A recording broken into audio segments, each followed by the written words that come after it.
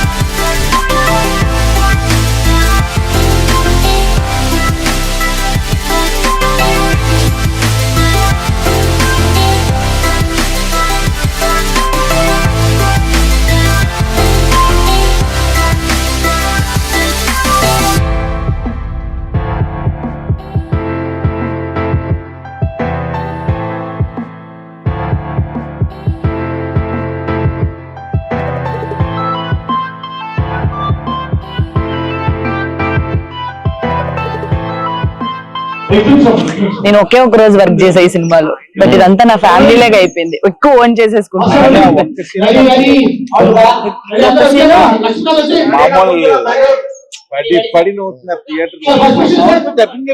చెప్పాను sir, cinema flow కి ఆ సీన్ కి అసలు ఏమన్నా సింక్ ఉంటదా? అలాంటి సీన్ నాకు తెలిసి ఏ సినిమాలో చేసుండ్రు. కానీ షూటింగ్ లో చాలా కష్టం అబ్బా. మేకింగ్ సినిమాలు చూసి ఈజీగా మనం అనేస్తాం గానీ అక్కడ ఆన్లైన్ ఎడిటింగ్ చేస్తాడు స్వామి. యా స్వామి, ఇక్కడ ఎలా ఉంటదంటే ఆ షార్ట్ ఇక్కడ వెంటనే రికార్డ్ మనం షూట్ చేయడం, ఇక్కడ ఎడిట్ చేయడం, ఆన్లైన్ ఎడిట్ ఇమీడియట్ అయిపోతుంటది.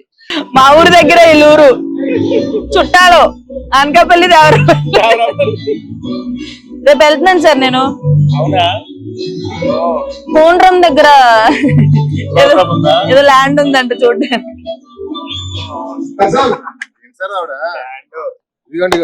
ఇలా కారు వెళ్తుంటారు కదా, మనం ఎప్పుడో మంచి ప్లేస్ పోసుకుందాం అనిపిస్తుంది. ఆవిడ వెళ్తే మంచి ప్లేస్ చూసి కొందాం అనిపిస్తుంటారు.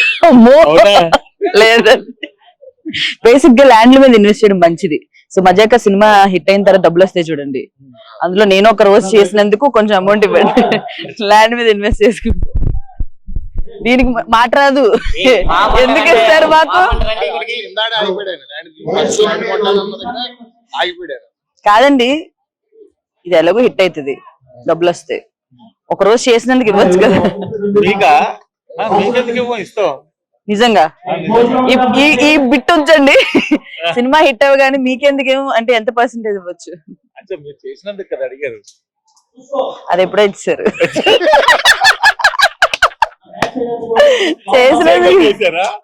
లేదు, చేసాక ఇచ్చారులేండి. ముందెందుకు ఇస్తారు నాకు? నేనేమన్నా సూపర్ స్టార్ నా? స్టూడియోలో కూర్చుంది సార్, పేమెంట్ ఇంకా పడలేదు అంది. అది వేసామమ్మా డిపాజిట్ అవ్వలేదంటే ఇలా ఫోన్ పట్టు కూర్చుంది. క్రెడిట్ అనగానే రెడీ. మర్చిపోయా, డబ్బింగ్ అమౌంట్ ఇవ్వలేదండి. డబ్బింగ్ కి కార్ లో వచ్చింది, కార్ కి నుంచి ఇవ్వలేదు. కానీ డబ్బింగ్ చెప్పినప్పుడు కూడా ఎంజాయ్ చేసేది తెలుసా నేను సీన్ ని. మామూలుగా షూట్ లో మనం అందరూ ఉంటారు కదా, ఫుల్ నవ్వుకుంటాం. నేను ఒక్కదాన్ని చెప్తూ అండ్ వీళ్ళిద్దరు కాంబినేషన్ మీకు తెలిసే ఉంటది. మామూలుగానే సినిమాలో ఫన్ ఉంటది, బట్ ఈ సినిమానే ఫన్ మొత్తం. సో ఇంకెలా ఉంటదో. సీట్లు వేస్తాయండి, చూసారా? సీట్లు వేస్తే డైలాగ్ చెప్పడానికి కూడా లేగట్లేదు సార్. ఇంత పెద్ద మూమెంట్స్. కానీ ఈయన చేసిన మూమెంట్స్ ని మనం ఒక మాస్టర్ వాడుకోవాలి. ఎందుకంటే ఇటు కాలు ఊపడం అనేది, ఇలా అనేది, ఇది ఒక స్టెప్. నిజంగా ఇవన్నీ ఈజీగా రావు, ఓన్లీ త్రినాథ్ గారికి మాత్రమే వస్తాయి. మీ స్పీచ్లు అలా ఇస్తారు? ఎలా ప్రిపేర్ అవుతారా? ముందే ప్రిపేర్ అవ్వచ్చు కదా.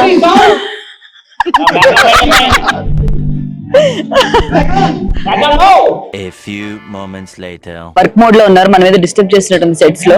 సో పక్కకి వెళ్ళి రైటర్ గారిని డైరెక్టర్ గారిని కొన్ని క్వశ్చన్లు అడుగుదాం. Let's follow. ఒక అబ్బాస్ మస్తాన్, ఒక సలీం జావేద్, ఒక ఎంజీఆర్ కరుణానిధి, ఇలా చెప్పుకుంటూ పోతే చాలా మంది. మీరే డౌట్ పడకండి. సరే, మనం మజాగా గురించి మాట్లాడదాం. అసలు అంశు గారిని మళ్ళీ రీఎంట్రీ తీసుకుందాం అని ఎందుకు అనుకున్నారు? ఫస్ట్ నాకు అది, బికాజ్ నాకు వన్ డే లోనే ఆవిడ చాలా క్లోజ్ అయిపోయి మళ్ళీ బ్యాక్ వచ్చారనే హ్యాపీనెస్ చాలా ఎక్కువ ఉంది. అందుకే ఫస్ట్ క్వశ్చన్ అంశు అడిగారా? అంశు గారి గురించి తెలుసుకోవాలండి. ఫస్ట్ ఎలా అప్రోచ్ అయ్యారు, ఆవిడ రోల్ ఎలా ఉంటది, ఆవిడ జర్నీ ఎలా ఉంది ఈ సినిమాలో, అవన్నీ మాకు చెప్పండి. అంశు గారి రోల్ ఎలా ఉంటుందో ప్రసన్న గారు చెప్తారు, అప్రోచ్ నేను చెప్తాను. ప్రాపర్ గా అంటే హీరోయిన్ ఉండాలి, రావు రమేష్ గారి కాంబినేషన్, బట్ హీరోయిన్ లా ఉండాలి. అంటే రావు రమేష్ గారి ఈ అమ్మాయిని పడేయడం జన్మకు అవుతుందా అన్న ఫీలింగ్ చూసే వాళ్ళకు ఉంటే కథలో కూడా ఒక ఇంట్రెస్ట్ ఉంటది. సో అలాంటివి ఉండాలి. ప్లస్ ఇప్పుడు రెగ్యులర్ గా కాకుండా ఫ్రెష్ గా, అంటే బ్రీజీగా ఉండాలి. సినిమా అంతా ఒకలా ఉన్న వాళ్ళిద్దరిది ఫ్రెష్ గా, ఐడియానే ఫ్రెష్ గా ఉన్నప్పుడు అది బ్రీజీగా ఉండాలని అనుకుంటుండగా సడన్ గా ఈవిడ కనిపించారు. అది ఎలా కనిపించారు ఏంటి ఆయన చెప్తారు, కానీ కనిపించారు. యాక్చువల్ గా ఏంటంటే మేము ఏమనుకున్నాం అంటే, ఒకసారి పాతప్పుడు సూపర్ పాపులారిటీ ఉన్న హీరోయిన్లు ఉన్న వాళ్ళు మళ్ళీ చాలా నాలుగు తర్వాత చేయకుండా ఉంటారు కదా, అలాంటి వాళ్ళు ఎవరున్నారని లిస్ట్ అవుట్ చేస్తాం. లిస్ట్ అవుట్ చేస్తే ఈమె పేరు, ఈమె ఎక్కడుంటారో తెలీదు, ఏం తెలీదు. సో ఎక్కడుంటారో ఏంటో తెలీదు. సరే ఒకసారి ఈమెను కనుక్కుందాం. నేను మన్మధుడు సినిమాలో బాగా ఫేమస్ కదా, పాడ్కాస్ట్ లో సడన్ గా ఒక పాడ్కాస్ట్ లో కనపడిందండి. అలా రాత్రి పూట ఇలా చూస్తుంటే లేచి ఉలిక్కి కూడా లేచా నేనైతే. అసలు ఈవిడ మర్చిపోయాము. మేము అంజలా జవేరి, సోనాలి బింద్రే ఆ యాంగిల్ లో తిరుగుతున్నాం మేము. అప్పుడు కనిపించింది ఎక్కడున్నారు, లండన్ లోనే మొత్తం మీద వెళ్ళా ఫోన్ నెంబర్ తీసుకున్నా.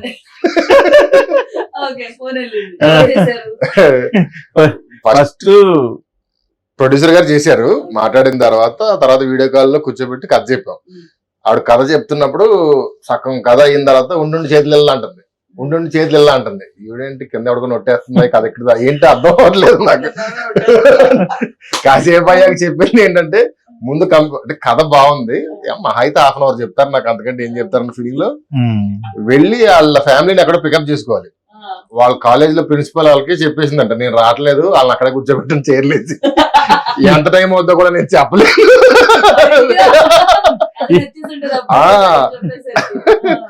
ఉండుండి ఇల్లు అంటుంది, కింద సలిమంటుందా ఒట్టేస్తుందా అర్థం అవ్వలేదు నాకు.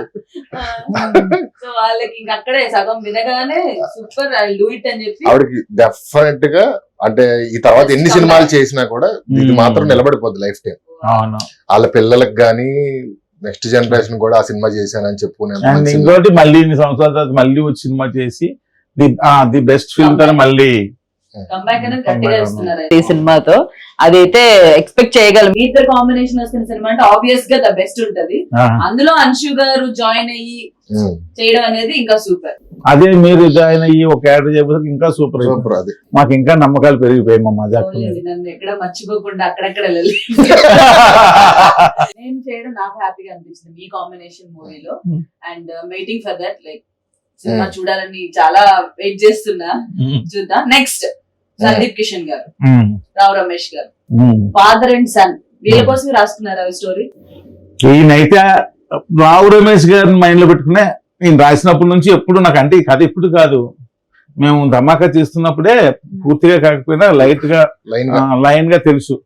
అప్పటి నుంచి రావు రమేష్ గారు అని అనేవారు. ఈయన ఫస్ట్ నుంచి ఆయన అనేవారు, అనుకోకుండా ఆయనే అందులో పడడం జరిగింది. ప్రాపర్ యాక్టర్ అండి, మీ యాక్టింగ్ క్రాఫ్ట్ తెలిసిన యాక్టర్. ఇక్కడ ఏ క్యారెక్టర్ కి ఎంత వరకు ఏం చేయాలి, మాడ్యులేషన్స్ ఎలా ఇవ్వాలి, everything top notches. Next level అండి. And I can see that fun అనగానే ఆయన యాంగిల్ నుంచి ఎలా వస్తుందో అర్థమవుతుంది. ఆయనతో వర్క్ చేశాను. యాక్చువల్ గా ఈ సినిమా అనుకున్నప్పుడు అందరూ ఫాదర్ సన్ కదా, ఆల్రెడీ హీరోగా చేసిన వాళ్ళు కొంతమంది పెడదాం ఇది అంటే నేను అన్నాను, వాళ్ళు ఇంతకు ముందు చేసింది ఎనీ గివెన్ హీరో, ఇంతకు ముందు హీరోగా చేసిన వాళ్ళు ఎవరైనా చేసింది. అది ఈయన ఆ పనులు చేస్తుంటే అది ఫ్రెష్ గా ఉంటది, చూసేవాళ్ళు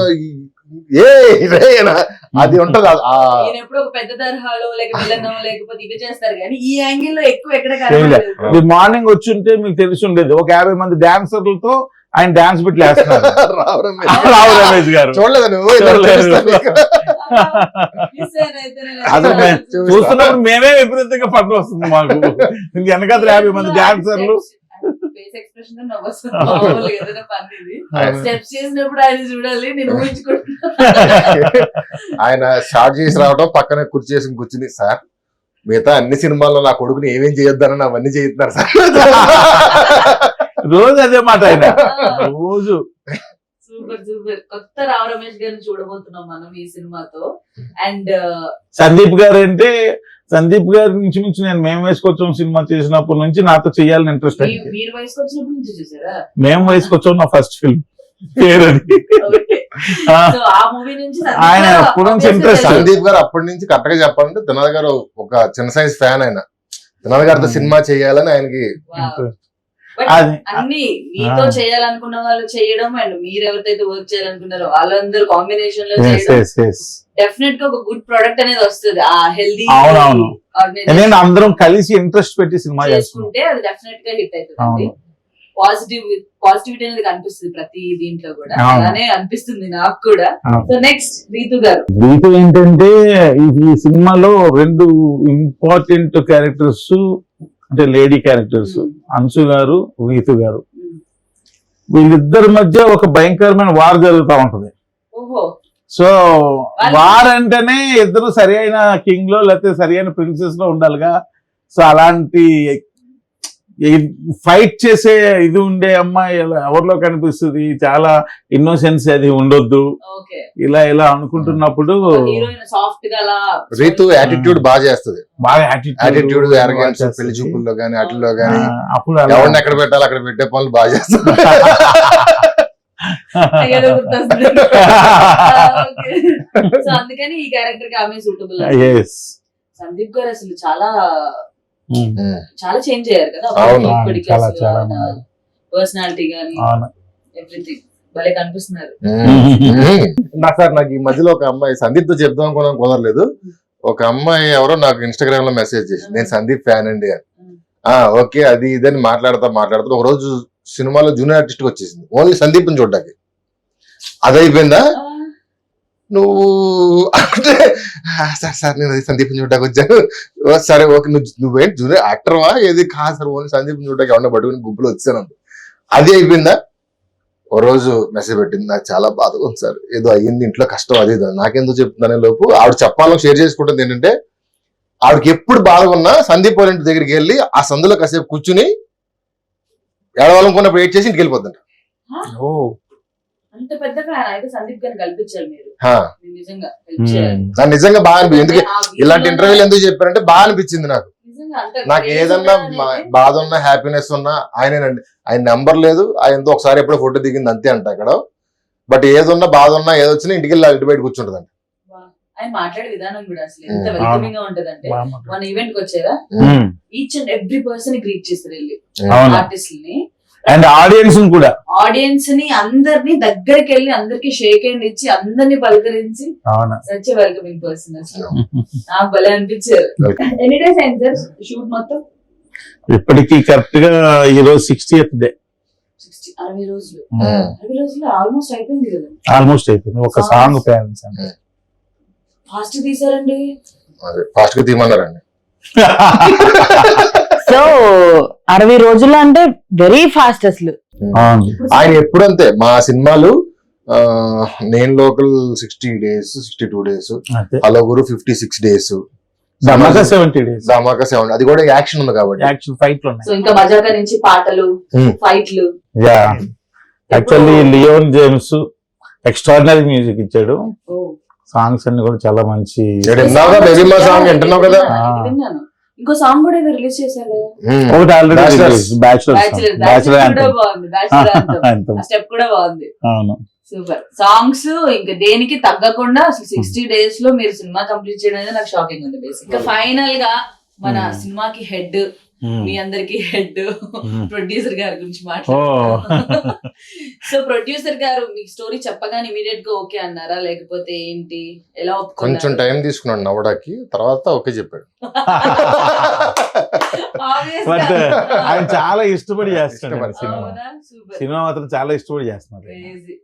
So nice. ఈ Producer గారు సినిమాని తీసుకొచ్చి మౌంట్ చేయడానికి ఆయన కూడా, నన్ను, త్రినాథ్ గారిని, సందీప్ గారిని అందరిని తీసుకొచ్చి అంత అంటే ఇద్దరు ఫాదర్ అండ్ సన్ చేసేటప్పుడు ఇతనికంటే అతను పెద్ద ఉండాలి, అతనికంటే ఇతను, ఇవన్నీ లెక్కలు ఉంటాయి. అది మనం వద్దనుకున్నా ఉంటాయి, వస్తాయి. లెక్కలు క్యాలిక్యులేట్ చేసుకుంటారు. But to make this happen ఆయన మాత్రం ఈ సినిమా చెయ్యాలి, నా బ్యానర్లో చేయాలి, సమాజ వర్గం తర్వాత నాకు అంత పేరు గౌరవం, ఆ పేరు గౌరవం ఈ సినిమా కథతో వస్తుందని ఆయన నమ్మాడు. దాన్ని అందరిని తీసుకొచ్చి ఒంటి చేతితో పోరాటం చేసి తీసుకొచ్చి ఎక్కించాడు. Crazy. నేనైతే ఈగర్లీ వెయిటింగ్, ఆడియన్స్ కూడా టీజర్ కూడా అదిరిపోయితే సినిమాకి ఏమేం ఫన్ కావాలి, ఎక్కడెక్కడ ఏం క్రియేట్ చేయాలనే దాంట్లో బాగా వర్క్ చేసి క్రియేట్ చేసుకున్నారు. అవును. థ్యాంక్ గాడ్, ఆడియన్స్ మరొక ఎంటర్టైనింగ్ హిట్ అనేది వచ్చేస్తుంది. సో సినిమా అయితే థియేటర్స్ లోనే చూడండి. February 26th కి శివరాత్రి స్పెషల్ గా వచ్చేస్తుంది. ఫుల్ ఆన్ ఎంటర్టైన్మెంట్ తప్పకుండా చూడండి, ఓన్లీ ఆన్ థియేటర్స్.